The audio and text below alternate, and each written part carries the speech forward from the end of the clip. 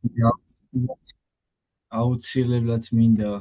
აღვნიშნო ერთი რამ უშუალოდ სანამ დავიწყებთ ისე ვთქვათ საუფლო ლოცვის შესახებ საუბარს.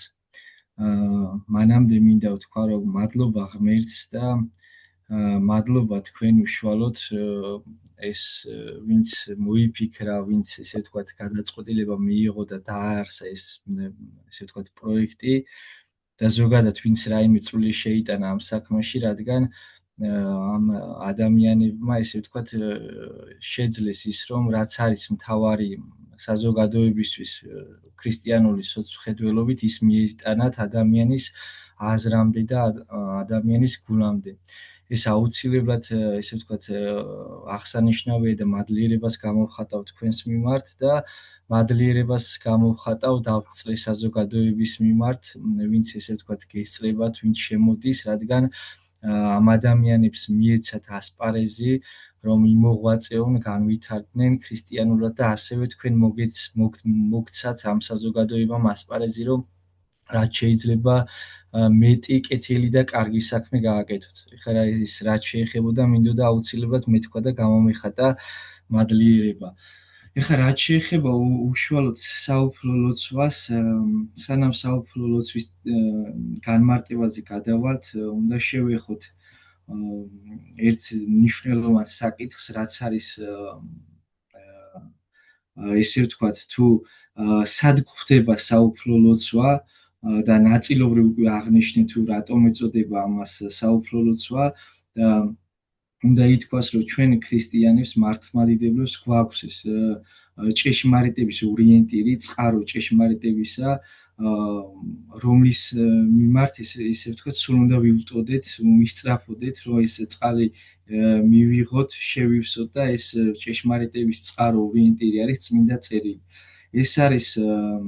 საღვთო, ისე ვთქვათ, ბუნებითი წიგნი, ერთადერთი ბუნებითი წიგნი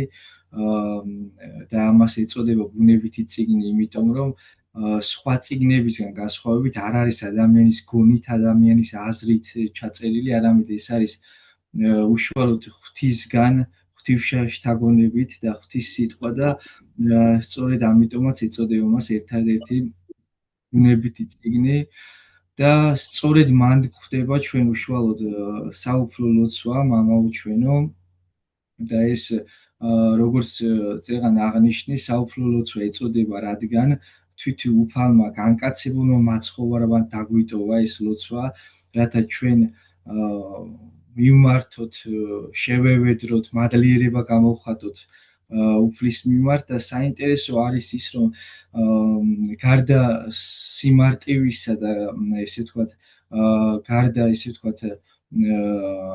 მაგალითისა თუ როგორ უნდა ვილოცოთ, საოცარი ის არის ის, რომ მაცხოვარი როცა ლოცულობს, მე ამას შევეხებით წინ უფრო როცა გავშლით საკითხებს, გეცემანის ბაღში როცა ლოცულობს მაცხოვარი, თვითონაც კი იგივე სიტყვებს იყენებს, რომ იყავ ნება-შენი. ანუ თვითონ განკაცებული მაცხოვარი რა სიტყვებითაც მიმართავს, ისე ვთქვათ, მამა ღმერთს, ანუ ადამიანური ბუნებითი. აი იგივე დაგვიტოვა ჩვენ, აი როგორი მოწყალება არის ღვთის შეიძლება ითქვას და როგორი სიყვარული. ფაქტობრივად ეს არის მაგალითი იმისა, თუ როგორი მოწყალენი უნდა ვიყოთ ჩვენ ზუსტად ადამიანების მიმართ და როგორ უნდა გვიყვარდეთ. ეს არის ერთგვარი მაგალითი ჩვენი მაცხოვრიდან. ხა რაც შეეხება თვითონ ესე ვთქვათ, საუფლო ლოცვას, შეიძლება ვთქვათ ტექსტს რაც შეეხება, ეს ტექსტი გვხვდება მათი მახარებელსა და ლუკა მახარებელთან და ძირითადი განმარტებით განიყოფა სამ ნაწილად. ეს არის მიმართვა უფლისადმი, 7 თხოვნა და სადიდებელი, ანუ დღევანდელი ლიტურგიკული პრაქტიკით რო ვთქვათ, ასამაღლებელი, რაც არის დამკვიდრებული დღევანდელ ლიტურგიკულ პრაქტიკაში, ანუ სადიდებელი ღვთისა. თვითონ დასაწყისი შეიძლება ითქვას ადამიანისთვის ძალიან მარტივია, მაგრამ ტექსტის დასაწყისი და ზოგადად საუფლო ლოცვის, მაგრამ მოიცავს ძალიან სიღრმისეულ საკითხებს, რაც არის, ესე ვთქვათ, სულიერი ცხოვრების და ურთიერთ სიყვარულის დამტევნელობის. აი როგორც მაცხოვარი ამბობს, ურთიერთას იტვირთეთ სწორედ ამ თელი მოცულობის, ესე ვთქვათ, აზრს აყალიბებს ეს ტექსტის დასაწყისი მამაუჩვენოსი. და როდესაც შეიძლება აღვნიშნოთ იცით, რომ როდესაც მაცხოვარი ლოცულობს, მასთან მოწაფეები მიდიან და ეუბნებიან, რომ გვასწავლე ლოცვა და მაცხოვარი პასუხობს, ხოლო თქვენ ესრეთ ილოცებდით და უშუალოდ გვაუწყებთ მამაუჩვენოს, ანუ საუფლო ლოცვას თუ როგორ უნდა ვილოცოთ. ესე იგი, პირველი ეს მიმართვა, როგორც ჩვენ აღვნიშნეთ, ეს არის მამაუჩვენო, რომელი ხარ ცათაშინა. რა თქმა უნდა, ადამიანის გონებისთვის ეხა ეს მარტივად აღსაქმელია, რომ მამაუჩვენო, მამა რატო ეწოდება ზოგადად შემოქმედს, ხილულისა და უხილავის შემოქმედს, ის არის ყოველივე შემოქმედი და მან შექმნა ასევე ადამიანი შესაქმნის გვირგვინი, რომელსაც უბოძა ყველაფერი, რათა აეღორძინებინა, განემშვენებინა და ესე ვთქვათ, ამ ყოველივეთი მიახლოებოდა უფალს, ღმერთს, მამას, ჩვენსას და რა თქმა უნდა ეს მოიაზრება აქ, რომ ყოველივე შემოქმედი, რა თქმა უნდა, ადამიანის შემოქმედი არის მამა და სწორედ ამიტომ მიემართება მას სიტყვა მამაო, ანუ მამა, მაგრამ საინტერესო არის ერთი რამ, რომ ზოგადად არ შეიძლება ადამიანი, ესე ვთქვათ, ძედ არ თვლიდეს თავს, არ მიაჩნდეს მამის ძედ ვინმეს თავი და მას მამას უწოდებდეს. ანუ ეს იმას გულისხმობს, რომ ყოველი ქრისტიანი უნდა თვლიდეს საკუთარ თავს ღვთისძედ. რა თქმა უნდა, მადლისმიერი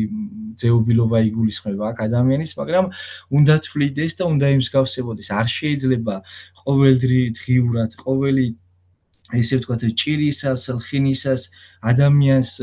თავის მამასთან ურთიერთობა ჰქონდეს, მაგრამ მას არ ემსგავსებოდეს, ამის სურვილი რო არ ჰქონდეს, ეს არ შეიძლება. და სწორედ ეს არის, რომ ადამიანი უნდა იყოს ღვთისძე და უნდა იყოს ისეთივე მოწყალე, ისეთივე, ესე ვთქვათ, მოსიყვარულე, როგორიც არის ჩვენი ზეციური მამა და უნდა გავდეს მას და სწორედ აქედან გამომდინარე გვექნება ჩვენ ესე ვთქვათ უფლება იმის ნაწილობრივ ძალიან ესე კაცრად რო შევეხოთ რომ მას მამა უწოდოთ, მაგრამ კაცრად რა სამართლებრივი კუთხით ჩვენ ხვდება ზოგადად მართალია სულ ჭეშმარიტებას მოიცავს, მაგრამ განმარტებებში ხვდება ზოგადად ესე ვთქვათ მკაცრი მიდგომები წმინდა მამებისა, რომლებიც პირდაპირ წერენ, რომ არ შეიძლება ადამიანი თუნდაც ქრისტიანი იყოს და ქონდეს ცხოვრების წესი, უღირსი, ბოროტი იყოს, ამობდეს ქრისტიანი ვარ, მაგრამ ადამიანი არ უყვარდეს, უზნეო იყოს, გაუწონასწორებელი იყოს, ესე ვთქვა და ყოველი მისი საქმე ღვთისგან განშორებული იყოს და ესეთი ადამიანი მამას უწოდებდეს, ყოვლადწმინდა ესე ვთქვათ, შემოქმედს ეს შეიძლება ითქვას, რომ რაღაც მხრივ მიუღებელიც კია, იმიტომ რომ ეს თვითონ ადამიანის მდგომარეობა არის მოწოდებული თავარი მოწოდება ადამიანის არის ღმერთისა და ადამიანის სიყვარული და ადამიანი რომელიც ამას განუდგება რთულია ესე ვთქვათ მამას უწოდებდეს საკუთარ ძეს, რომელიც მას გაურბის, განეშორება და ასე შემდეგ. გარდა ამისა არის კიდევ ერთი მნიშვნელოვანი საკითხი, რომ ჩვენ არ მიმართავთ ამ ტექსტში უშუალოდ მამაო ჩემო. ანუ ჩვენ მას მიმართავთ როგორც მამაო ჩვენოს და რა იგულისხმება ეხლა? ესე იგი ჩვენ გვაქვს პასუხისმგებლობა ღვთისგან. აი მაცხოვარმა თავისი ესე ვთქვათ ხორციელი მოღვაწეობის დროს რაც აჩვენა მოციქულებისა და საზოგადოებისადმი სიყვარული, ჩვენ ქრისტიანებს გვაქვს ზუსტად იგივე პასუხისმგებლობა, როდესაც ლოცვას ვიწყებთ ერთმანეთის ესე ვთქვათ ერთმანეთის მიმართ გქონდეს იგივე განწყობა, მუშაობდით საკუთარ თავზე მარად რომ ერთმანეთი გვიყვარდეს და სწორედ ამით ესე ვთქვათ მოციქულებს ასეონება მაცხოვარი ივანეს სახარებაში რომ გიცნონ ესე ვთქვათ ვისი მოციქულები ხართ ვიყავით სიყვარულით გამსჭვალული ერთმანეთის მიმართ. უამრავი რამ შეიძლებოდა ეთქვა მაცხოვარს ნიშანი, ეხლა დღევანდელ ცხოვრებაში რომ გადმოვიტანოთ, თანამედროვე ცხოვრებაში ქრისტიანი ძალიან ესე ვთქვათ, შეიძლება ითქვას მარტივი საცნობია საზოგადოებისთვის. ის ჯვარს ვატარებთ, რაღაც მოწიწება გვაქვს, სადაც მოხვდებით, ტაძარი იქნება ხატის წინაშე, ჯვრის წინაშე, მაგრამ მაშინაც იყო, რა თქმა უნდა, უამრავი ესე ვთქვათ, მსახურება იყო, რაც შეეძლო ეთქვა მაცხოვარს მოციქულების მიმართ, რომ თქვენ ის აღასრულეთ, რომ თქვენ გიცნო საზოგადოებაში, რომ ხართ ქრისტეს მოციქულება. არა, ის ეუბნება მათ, რომ ესე ვთქვათ, აღასრულეთ სიყვარული ერთმანეთის მიმართ, რათა გიცნონ, რომ თქვენ ხართ იესო ქრისტეს მოციქულები და სწორედ ამას ეუბნება, რომ გიყვარდეთ მტერნი თქვენი, აკურთხებდით მაწყევართა თქვენთა და ეს ყოველივე, ესე ვთქვათ, აღასრულეთ, რათა იყვნენ თქვენ შვილ მამისა თქვენისა ზეცათას. აი, მთელი მოცემულობა ის არის, რომ ზეციური მამის მსგავსი ცხოვრებით, ესე ვთქვათ, მივიახლებით ჩვენ ღმერთს, ის არის ყოველის ხილულისა და არახილულის შემოქმედი და გარდა ამისა, უნდა ითქვას ისიც, რომ ამ სიტყვებით ჩვენი მაცხოვარი გვავალებს ერთმანეთზე ლოცვას, ერთმანეთის მიმართ სიყვარულს და ერთმანეთის მიმართ მზრუნველობას. ხა რაც შეეხება თვითონ ესე ვთქვათ, რომელი ხარ ცათაშინა, ეს დოგმატური ესე ვთქვათ, საკითხები და ზოგადად წმინდა წერილის ენით ეს იქნება საწინესწარმეტყველო წიგნები თუ ძველი აღთქმის ესე ვთქვათ, ისტორიული წიგნები თუ სხვადასხვა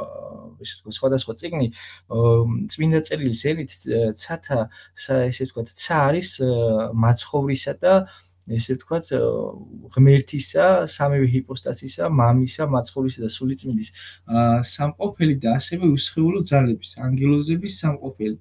და გარდა ამისა, ეს ცათაშინა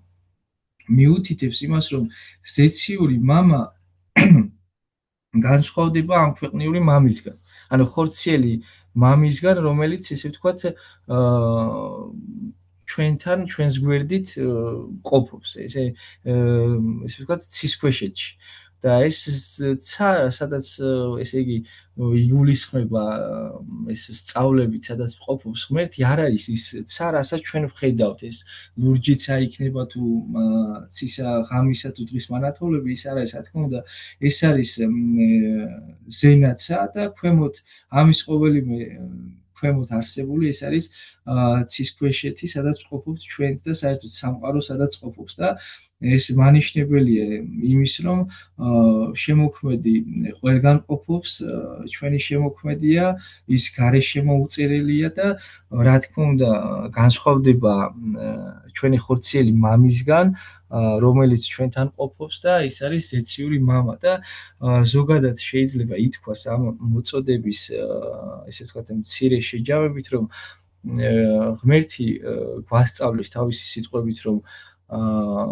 ის არის შემოქმედი ყოველივესი, ის არის გარეშემო უწერელი, ის ჩვენს გვერდით ყოფობს მარად და ის არის მოსიყვარულე და ასევე ჩვენს უნდა გვიყვარდეს, ესე ვთქვათ, ჩვენი მოყვასი, ქრისტიანობის არსი, შეიძლება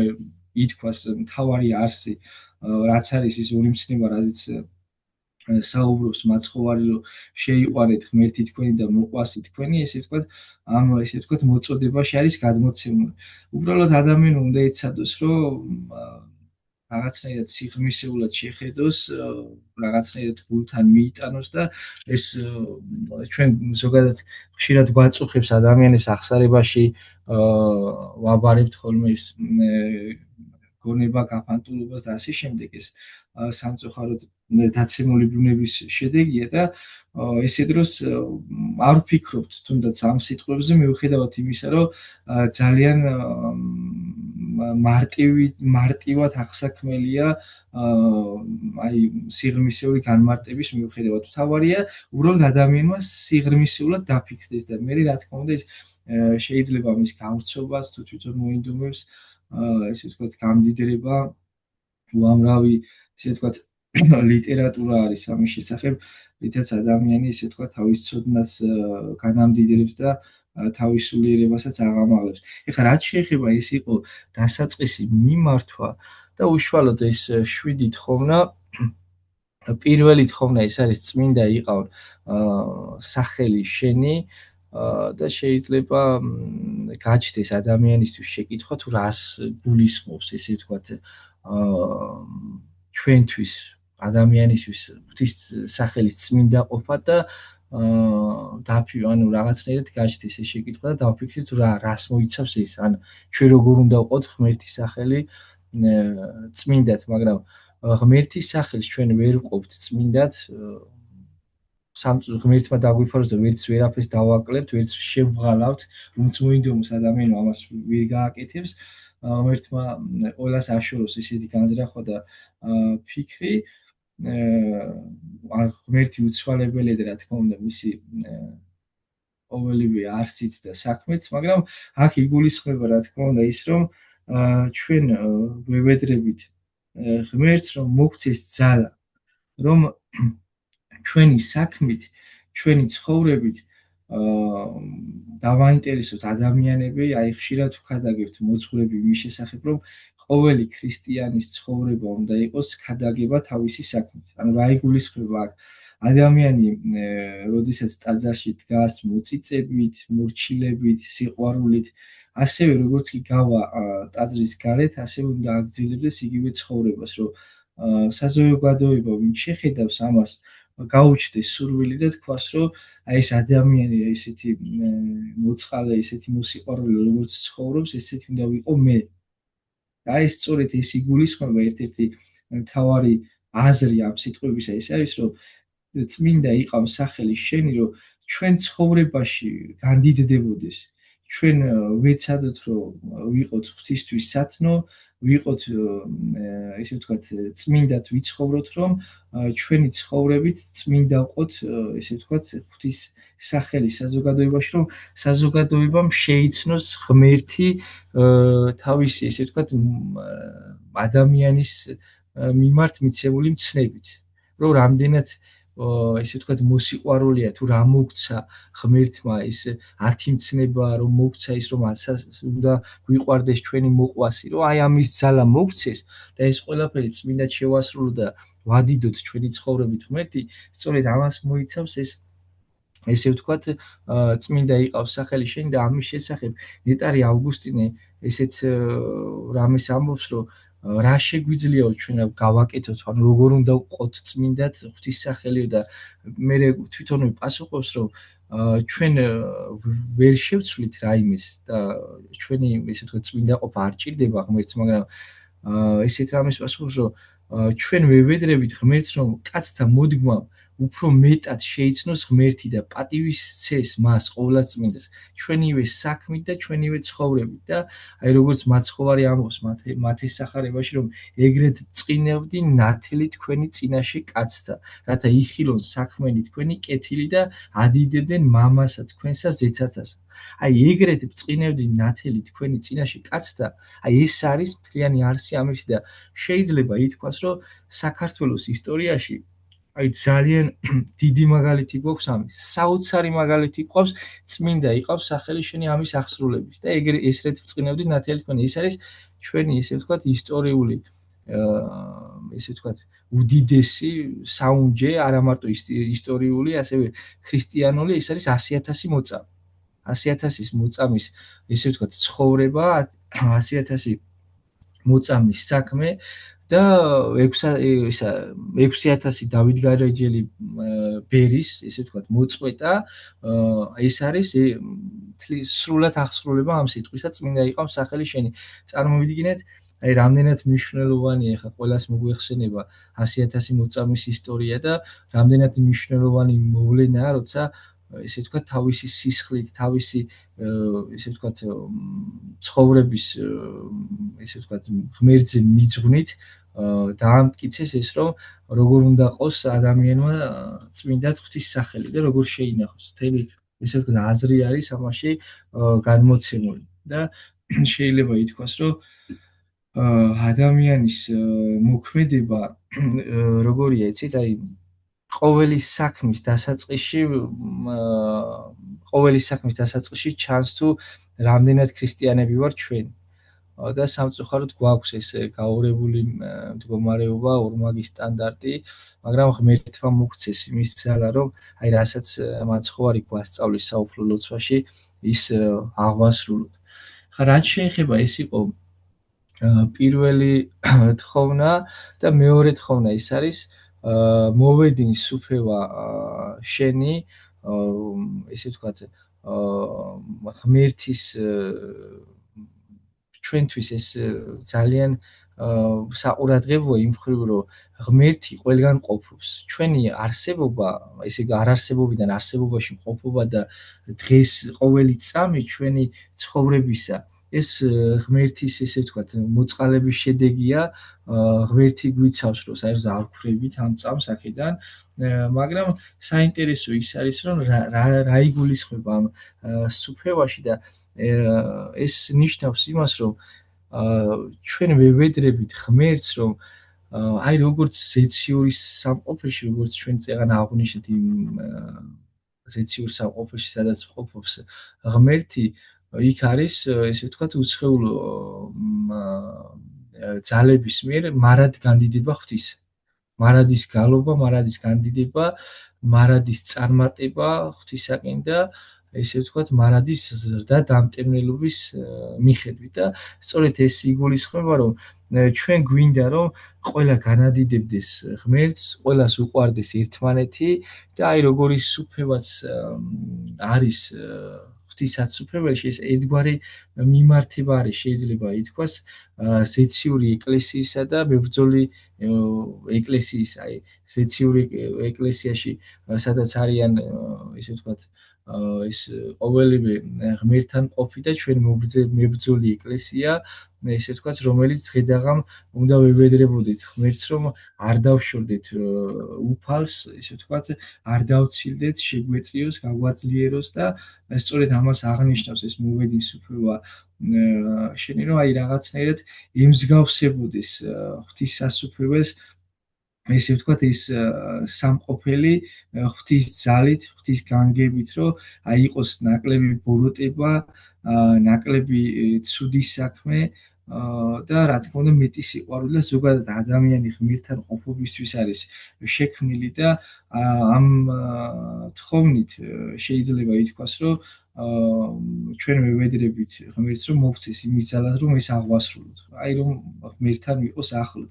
და მეუფება ზოგადად ბატონობას ნიშნავს, მაგრამ აქ იგულისხმება სულიერი სამეფოს გაგებით, რომ აი როგორც სულიერი სამეფოა, ისე ისეთი მდგომარეობა რომ იყოს ჩვენში და ეს ადამიანის მდგომარეობიდან გამომდინარე ცოტა ისეთი შეიძლება ითქვას აღსაქმელი იყოს დღეს, მაგრამ ჩვენ ყოველდღიურად ვევედრებით ამას ღმერთს და რა თქმა უნდა მაცხოვარმა ის რაღაც ისე ვთქვათ გვითხრა და დაგვიტოვა რა თქმა უნდა ეს შესაძლებელია უბრალოდ ჩვენ უნდა განვიწმინდოთ და მივიახლოთ ღმერთს უფრო მეტად ახლოს და გარდა ამისა ეს წმინდა გრიგორ ნოსელი ამბობს რომ ეს როცა მაცხოვარი გვეუბნება მოვედის შენ და ესეც ილოცევდით რომ ეს ერთგვარი ისე ვთქვათ თხოვნა არის ღვთისადმი ჩვენგან რომ განგვათავისუფლე ხრწნილებისაგან, ხორციელი სიკვდილისაგან და როგორც სუფევ ზეცად ისეთი სუფევა იყოს ჩვენთან რომ რაღაცნაირად ამ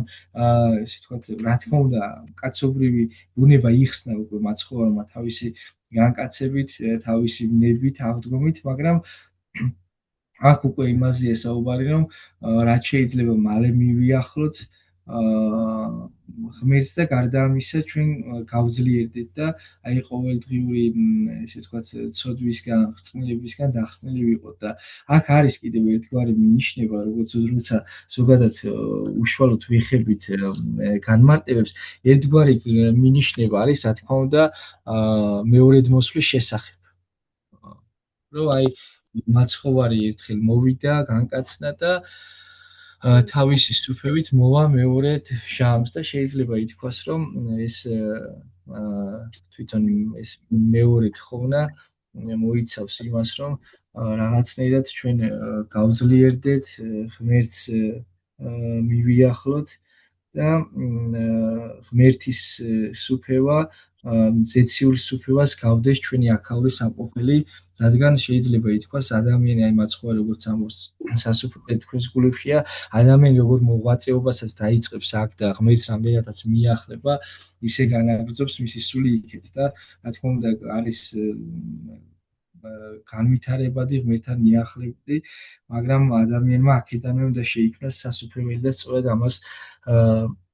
ვევედრებით ღმერთს. ხა რაც შეეხება მესამე თხოვნას, ეს არის იყავნება შენი, ვითარცაც სათაშინა ეგრეცებ ქვეყანასა ზედა და ეს პირდაპირ გაგრძელება არის წინა მუხლის, თუკი ჩვენ ვევედრებით რომ ისეთივე სუფევა იყოს ესე ვთქვათ ამას სოფელში როგორიც არის ზეცად ეხლა ვევედრებით იმას რომ აი ნება ღვთისნება აღვასრულოთ ღვთისნება იყოს ჩვენი წინამძღოლი და უნდა შევეხოთ აი ერთ მნიშვნელოვან საკითხს ადამიანს მიეცა უდიდესი განძი თავისუფალი ნება აღრჩეველობა და ამ ნებით შეუძლია ადამიანს ძალიან ესე ვთქვათ ძლიერ განვითარდეს, მიახლოს ღმერთს და მიახლოს ღმერთს და ესე ვთქვათ ასევე დაშორდეს თავისუფალი ნებით. ანუ რამდენადაც დიდი განძი არის საბოძვარი საჩუქარი ამდენად შეუძლია ამდენად დიდად განვითარდეს და დიდად დაშორდეს და სწორედ ეს მუხლი იმას მიუთითებს რომ იყოს ჩემი ცხოვრება უფალო ნება შენი რომ ჩვენ ესე ვთქვათ ამბიციებს შეხედულებებს ხორციელს არ ავყვეთ და აი ამით არ წარმართოთ ჩვენი ნება არამედ წარმართოთ ღვთისსათნოთ შეგვეციეთ ღმერთო რომ შენი ნება ესე ვთქვათ წინავძღვროვდეს შენი ნება აღვასრულოთ და ღმერთს მივიახლოთ და საოცარი ზუსტად ის არის როგორც თავიდანვე შევეხით ამ საკითხს რომ მაცხოვარიც ზუსტად ისე ლოცულობს გეცემანეის ბაღში რომ იყავნება შენი და აი იგივე მოგცა ჩვენ აი მოგტავ ადამიანებს რომ რაღაცნაირად ჩვენი ცხოვრება ვევედროთ ღმერთს რომ იყოს ღვთის ნება და ვითარცა ესე ვთქვათ ცათაშინაკ მსახურებენ ანგელოზები ესე ვთქვათ აღასრულებენ შენს ნებას რომ მარად იყვნენ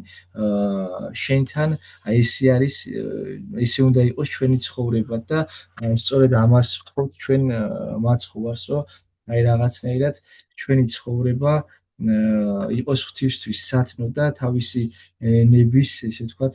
აღსრულებელი და მეოთხე თხოვნა ეს არის